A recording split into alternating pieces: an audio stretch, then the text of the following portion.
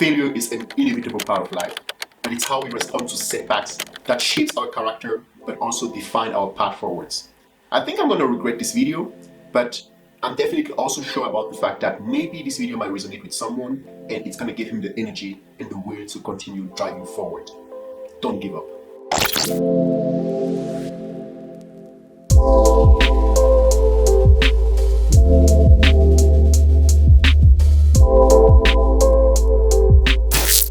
Welcome to Dr. Kane R. Here we inspire the workforce of today and tomorrow.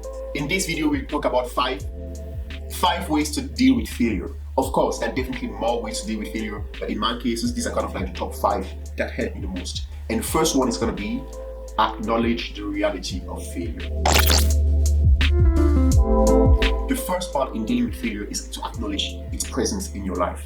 But more importantly, to acknowledge that you bear a huge responsibility in this outcome, in the fact that you have to deal with it.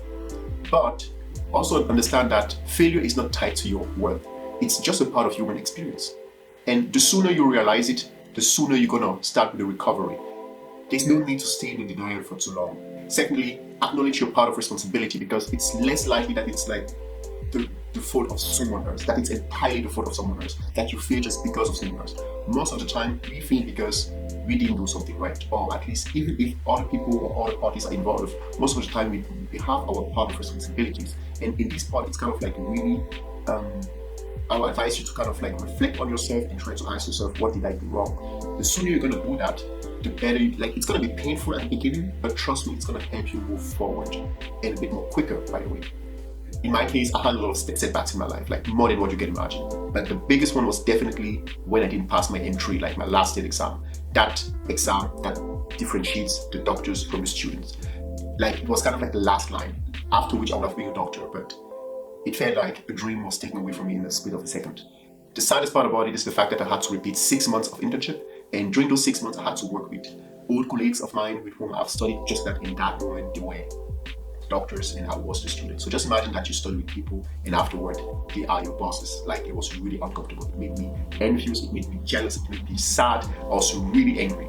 But I soon had to realize that I first had to realize the presence of failure, that I failed. Like, there's nothing I can do at this moment about it. And then I had to realize my part of responsibility in this consequence. The fact that I should have spent more time studying than working on my finances to finance my trip after the exam. Like, I felt like during the preparation I was more focused on what I'm going to do after the exam than actually working to pass the exam. Needless to say, the second time I had the exam, I didn't make the same mistake. By the way, if you like the video so far, give it a thumbs up. Apparently, it helps the YouTube algorithm. Thank you very much. So let's get to the next part. Shift your perspective. Rather than seeing failure as a defeat, also see it as an opportunity for growth and learning. Each setback will present with an opportunity to discover strengths, weaknesses, but also opportunities. In fact, growth comes most of the time through pain. For example, if you want to grow your muscles, you're going to have to go to the gym or do sport. And every single time you're going to do sport or go to the gym, you're going to feel pain. Like, your exercises are going to be painful. But this is also how you know that the results are going to come if you're patient enough. In the case of your job, for example, if you want to climb up the ladder, either you're going to do it by having better results than others, which means most of the time working more than others, or you're going to have to increase or better your social skills, or maybe lick the butt of the boss. Like, you're going to have to do something, and that something is going to be painful. Sometimes through your setbacks, doors will close inevitably. That's going to happen. But if you're also open-minded, you're going to see all of those doors opening. That's really important, because a lot of other opportunities might also present to yourself. In my case, for example, going through that big failure and going through that shame shaped my personality. It made me much more mentally stronger. You have no idea. In that period of my life, I had to learn it the hard way, but I learned it. I learned that I'm not just a medical student. I'm also the son of loving parents. I'm also a loving friend. I'm also a boyfriend. I'm a brother. I'm not a sister, but you get what I mean. Like, I'm more than just a medical student, and all those aspects of my life are also important for me to get going.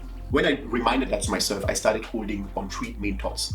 First, others failed that exam before me, and in your case, for example, it doesn't matter what you feel in your life right now, other people have failed before you. Second one, other people have made it before you, why not you? Like, in my case, other people every single year, there are so many people that get to be a doctor. Why not me? I don't think I'm less intelligent than these people, so I have the capacity, the capability, I have the possibility to get there too. And third one, I'm going to try to be the best doctor I can be. Like those were my three mantras. Like, and I was living by them at that period of time. In that case, for me, having that huge setback was actually good for me. Like when I think back about it, because the first time I did my anesthesia quarter, it was in a small hospital, and the spectrum was kind of like narrow, but it was actually good. And at the end of my internship, I asked for a job there, and they gave me the job. And the plan was that if I pass my exam, I start right away working there. And at the time, I thought, okay, it's the best thing I can do right now, and I was really happy about it. But since I didn't pass my exam, I had to redo another internship, and I had to redo another anesthesia internship. And I did that time in a bigger hospital. And working at a bigger hospital, with a bigger spectrum, it shaped my ambitions again. Like it grew my ambitions in a way that I actually wanted to work in a bigger hospital. That hospital had neurosurgery, for example. It was actually interesting to see all those fields and to work in all these fields as an anesthesian. It was kind of like more exciting. Needless to say, after that internship and after I passed my exam, I took myself 6 months. 6 months in which I took care of my relationships, like it doesn't matter with the family or with the friends and everybody, and I got closer to a lot of people. I learned photography and videography, and this is why afterward I came up with the idea of YouTube. So if I didn't have that setback, we won't be here, for example. And even like I went back home like to Cameroon for 1 month, and it had been like 2 or 3 years that I haven't been there. I spent time with my family, with my brother. It was really, really amazing. In those months, I also kind of like went to the gym like consistently and trained my basketball skills. So I got better in shape, and my bowling skills got better. So at the end of those 6 months, I was like, wow, I won't have done that if I went for the first plan. And the cherry on the cake is the fact that I actually landed the job in a bigger hospital. And this is why I'm like, for me, it turned out good for me. In your case, look out for opportunities. Don't let yourself be dragged down by the setback. It's okay, it's going to be painful, but it's a way forward. Another way to deal with failure is going to be to embrace vulnerability. Show your weaknesses.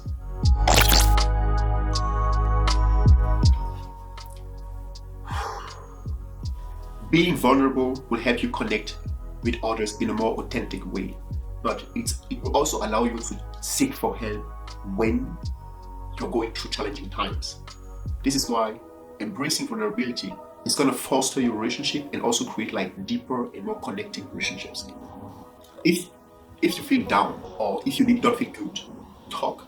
I'm not saying that you should tell the entire world your worries or your setbacks and your entire life, but if you have meaningful relationships, it doesn't matter if it's a friend, a boyfriend, a girlfriend, sister, a brother, or your parents, find someone that is willing to listen to you. It's really important.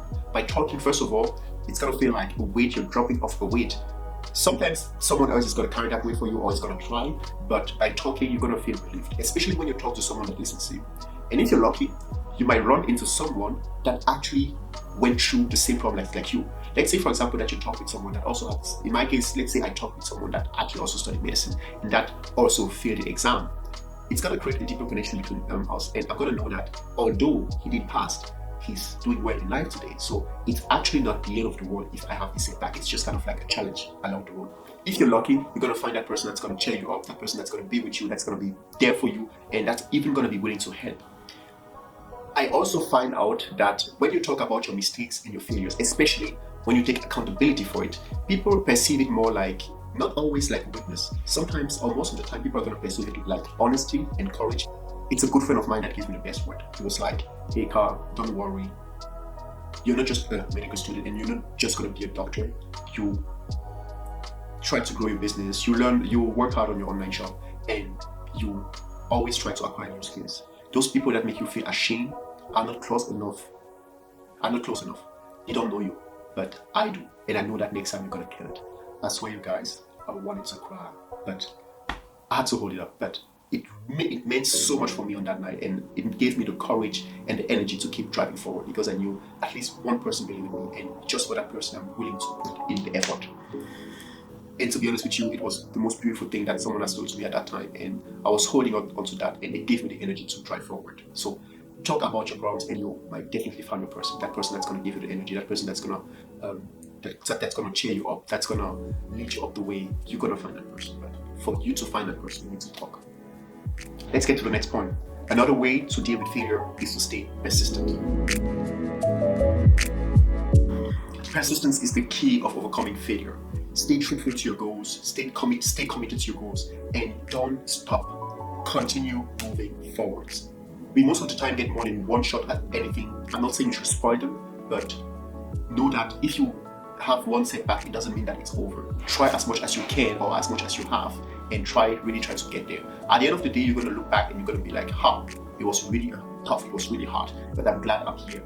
In my case, for example, those 7 and more years of studying were really hard, but today I'm good where I am. Like, if you were asking me today, if you gave me a time machine so that I could go back and change things, will I do that? I will tell you no, because I'm quite happy with where I am today, and I believe that by changing the past, it will also add to the future. So since I'm not sure what will happen if I was to change my past, I prefer to keep it that way, because those difficulties, those setbacks, those failures shape the person that I am today. And since I feel like confident in saying that I grew over the years, and that growth was just through that pain, that shame, I'm like, I won't take that away, because it didn't just crush me, it also helped me.